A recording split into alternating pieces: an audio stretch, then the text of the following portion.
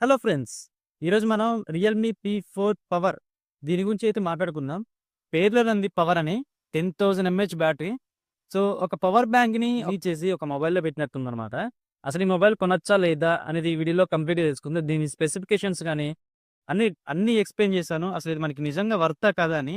వీళ్ళైతే ఈ బ్యాటరీ డిపార్ట్‌మెంట్‌లో మాత్రం వీళ్ళు గట్టిగా ఫోకస్ చేశారు. ఈ మొబైల్‌కి సంబంధించి స్పెసిఫికేషన్స్ అన్ని నేను డిస్‌ప్లేలో ఇస్తాను. ఒకసారి చూడండి.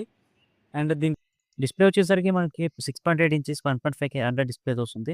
142 హెర్ట్జ్ డిస్‌ప్లే అండ్ ప్రాసెసర్ వచ్చేసరికి మీడియాటెక్ డైమెన్సిటీ 7400 8 అల్ట్రా 5Gతో వస్తుంది. కెమెరా వచ్చేసి 50 ఎంపీ మెయిన్ ఓఐఎస్‌తో వస్తుంది. సోనీ ఐఎంఎక్స్ 888 8 ఎంపీ అల్ట్రా వైడ్‌తో వస్తుంది. 2 ఎంపీ మ్యాక్రోతో వస్తుంది. ఫ్రంట్ కెమెరా వచ్చేసి మనకి 16 ఎంపీ సెల్ఫీ కెమెరాతో వస్తుంది. సోనీ ఐఎంఎక్స్ 480 బ్యాటరీ వచ్చేసరికి 10,001 ఎంఏహెచ్ బ్యాటరీతో వస్తుంది. 80 వాట్స్ ఫాస్ట్ ఛార్జింగ్ సపోర్ట్ ఉంది.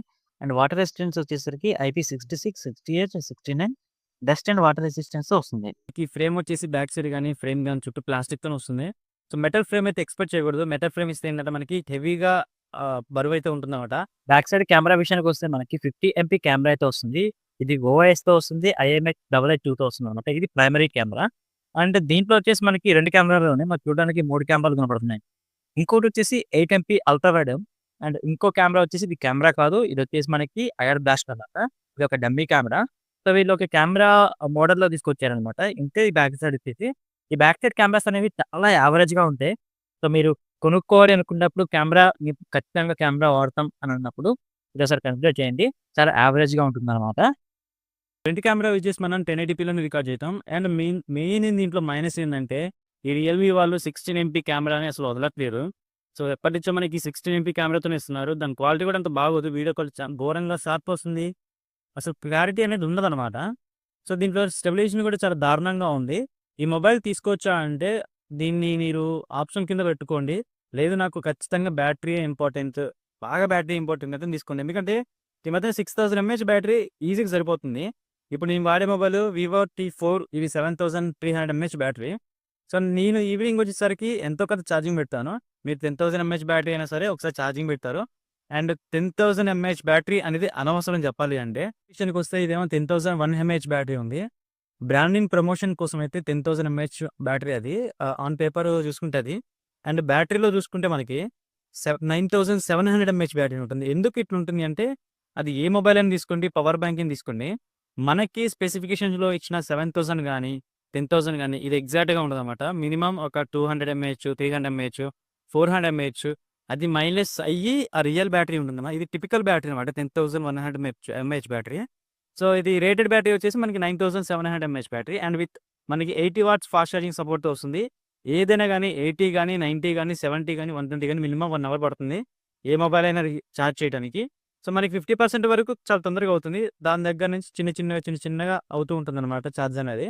అండ్ కొన్ని మొబైల్స్ బ్రాండింగ్ ఏందంటే, ఈ హీటింగ్ ఇష్యూని తగ్గించడానికి ఏదైతే 1%, 2% ఉంటుంది కదా! మన లాస్ట్‌లో అది చాలా టైం పడుతుంది చార్జ్ అవ్వడానికి.